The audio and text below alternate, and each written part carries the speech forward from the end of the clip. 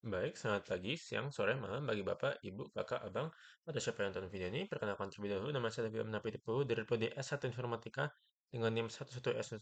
Di sini akan mempresentasikan untuk studi kasus pada kurikulum 2 kuliah PAM, di mana kita sekarang akan membuat UI untuk aplikasi-aplikasi kita. Jadi di sini beda dari minggu lalu, di mana kita hanya membangun sebuah desain di eh, Under Studio. Sekarang eh, yang kita bangun akan bisa berinteraksi dengan user kita. Jadi ada dua segi kasusnya. Yang pertama adalah aplikasi tahapan atau proses. Berarti bisa dilihat deh. Ini contohnya seperti tadi yang pemutar dadu, di mana eh, user bisa input pada sebuah komponen dalam aplikasinya, di mana akan melakukan perubahan pada aplikasi tersebut. Di sini juga dikasih contoh, katanya misal kupu-kupu yang lagi bermetamorfosis. Nah, saya buatnya di sini. Nama aplikasinya adalah LeBron Evolution. Coba saya akan jalankan saja. Eh, saya menunggu dijalankan.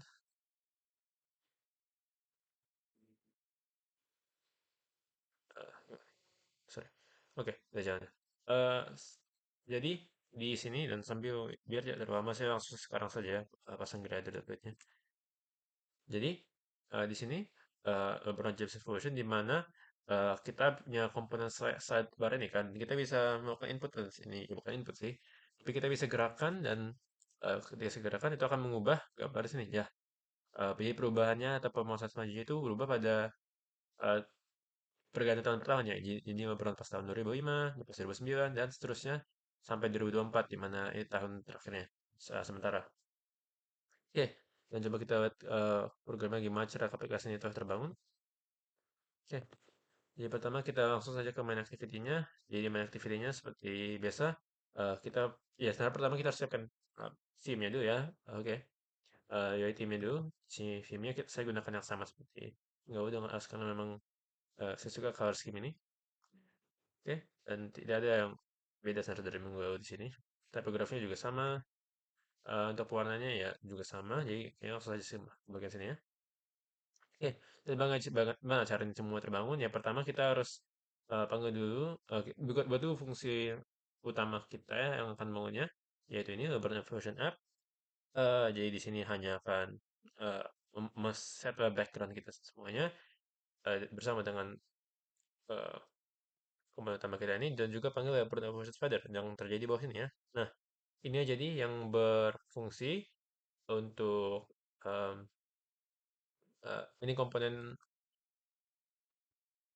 yang uh, berupa bagian uh, slider dari kita lah. Jadi pertama kita lihat dulu sini kan ada dideklarasikan sebuah variable image resource. Nah, jadi ini akan mengambil data dari tahun ini, year ini, uh, dan dan year ini diambil dari sini ya, var year, buyer member, immutable vote set of. Jadi ini lokasi di mana uh, ibaratnya mengambil angka di sini dan diubahnya jadi int. Nah, semua resource ini sudah terimport semua dalam drawable, bisa kita lihat di sini.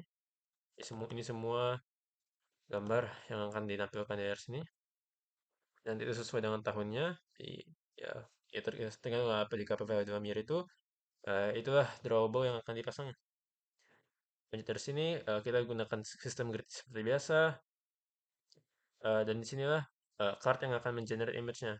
Jadi, eh, eh, langsung ke sini. Di bagian sini bisa kita lihat, eh, oh ya, sorry.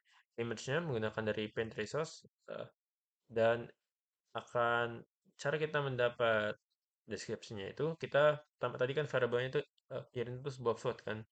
Jadi ketika kita mau jadikan string, ya kita sebenarnya harus ubah dulu jadi int dulu baru string. Karena jika kita dari float kan, kita mungkin angkanya kayak 20, misalnya 2023 ini kayak 2023, bla bla bla sekalian kan. Nah, pada kita cuma mau 2023 doang, jadi kita ubah dari int dulu baru bisa kita ubah jadi string. Dan teksnya, oke, ini cuma teks yang jadi ngambil data doang kok ini.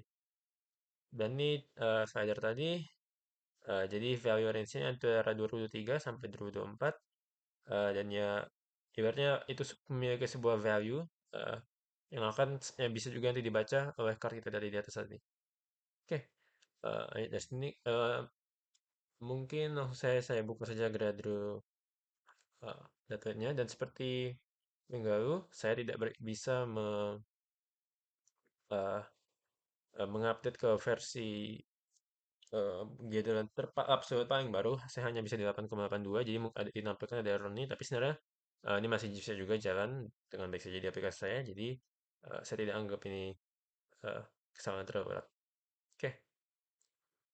Kayaknya itu saja yang ya, kayak itu saja untuk yang pertama ini. Oke, langsung saja kita yang kedua ya. Nah, di kasus yang kedua kita bahas tentang aplikasi pemrosesan data. Jadi di sini ini juga ada contohnya. Kita akan melakukan membuat sebuah aplikasi yang akan menerima data pada sebuah text field dan juga harus ada kayak switch-nya ya. Ini saat tombol toggle di mana kita bilang ada dua mode. Di sini kan modenya round up to this, round up this jadi round up tip. Jadi ibaratnya angkanya ini bisa kita buat ke atas. Nah, kalau di yang punya eh, saya buat tentang sebuah productivity timer. Langsung saya jalankan. Jadi di productivity timer ini kita juga diminta untuk membuat tesnya.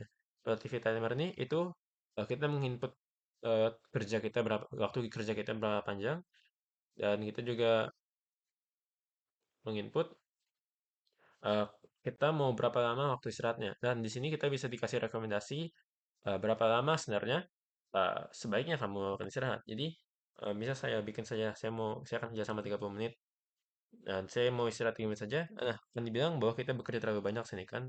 Rasionya itu di mana lembus dari 5, berarti 30 bagi 5 yaitu 6, berarti rekomendasinya ini 6 ya. Yang bisa dari itu. Nah, jika lebih dari sini, jika saya bilang 7, akan dibilang itu good productivity balance. Nah, jadi jika saya buat sekitar kayak 6,5 tuh, nah akan dibilang itu good productivity balance-nya. Jadi BAP itu 5, tapi kalau kayak terpaling buruk itu ketika di bawah 2,5. Bisa dilihat sini teksnya. Ya, sama. Eh, tapi oke, coba saya berjalankan dulu start break dan akan di keep kan count dari break sampai berapa. Nah, cuma kita kan mungkin eh t- tidak mungkin ini kan waktu 30 menit ini bisa kita bilang satu sesi. Dan ketika kita mau duduk untuk melakukan sebuah pekerjaan, mungkin kita mau ada beberapa sesi. Dan ketika semua sesi kita selesai, mungkin kita mau break yang sedikit lebih panjang daripada biasanya. Nah, itu kenapa ada tombol enable long break sini. Jadi di sini, ketika kita start breaknya lagi, oh, tunggu, sorry, harusnya itu, oke, 7 saya masukin. Oke, start break. Nah, with productivity balance, it's time for a long break. Nah, dari aku rasa kalau nggak salah kegiatan 4. Di tiap kegiatan 4, ini isi 4 break, kita direkomendasikan break selanjutnya itu sebuah break yang sedikit lebih panjang. Jadi kalau tidak saya nyalakan ini, nggak dikasih. Betul.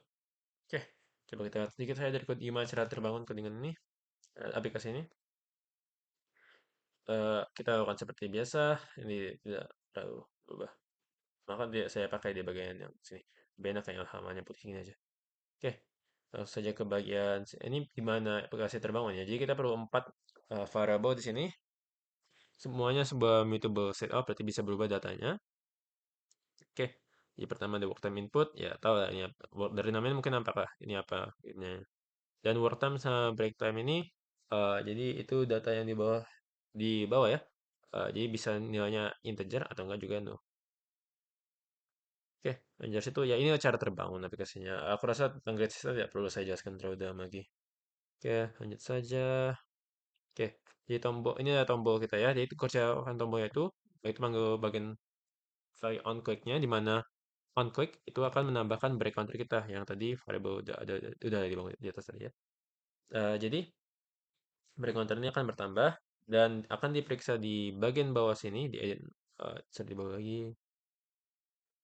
Nah, apa nilai dari break time itu jika eh, rasio dari book time double per break time itu menembus 5 itu bilang oke you're working too much tapi kalau di bawah 5 itu too many breaks-nya. Jadi harus diperhitungkan juga apa ya eh, ini coba saya makin sedikit lebih besar. Aduh. Agak sedikit lebih besar. Ini misal saya bikin nih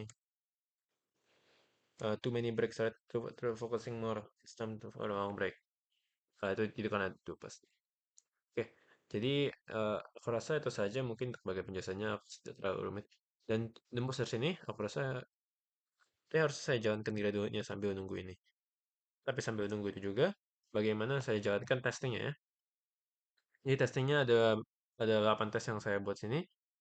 Jadi pertama jadi cara kerja tesnya nih ya, kita akan menyerang eh, sebuah komponen, misalnya di sinilah input work time ini kan. Nah, itu jadi mencari di aplikasi ini mana yang ada tulisan work time minutes ini. Jadi itu nyari sebuah text field dan akan memasukkan input 50. Ini juga habis itu kita balikkan lagi 8 10 lalu kita lakukan tes lah benerkah value yang hasil yang kita ditunjukin di sini nanti bener nggak dengan seharusnya. Jadi kita secara langsung lah ya masukin apa input seharusnya. Kita lakukan 8 tes ini untuk mengetes setiap bagian tesnya kita. Ini juga misalnya 0 value-nya, ini misal gitu ya sama, apa dibilang kan recommended break time-nya berapa dan sekian. Coba kita jalankan juga tes ini.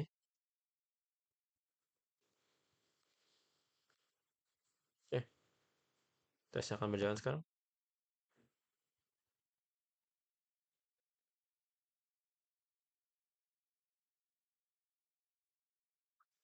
Harusnya akan tunggu sebentar ya.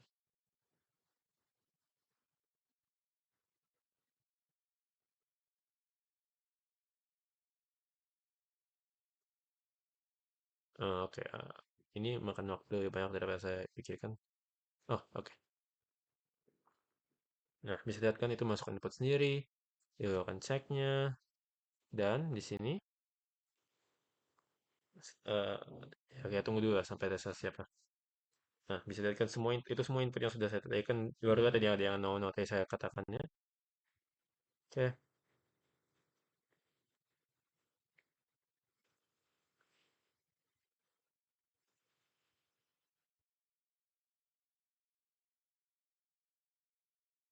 dan itulah untuk hasil dari tes kita. Harusnya ini. Jadi ini hasil dari tesnya. Langsung aja saya kasih. Oke, jadi dari 8 tes semuanya cocok ya hasilnya ya. Mungkin bisa ya kurang bagus sih nampilnya. Tapi kita sudah berhasil mengetes untuk setiap input dan hasilnya sesuai dengan yang kita prediksi di dalam programnya. Oke, jadi kayaknya ini saja sih untuk video saya pada eh, minggu ini. Jadi kayaknya ya udah, mungkin kurang lebihnya mohon dimaklumkan. Ya, sekian terima kasih.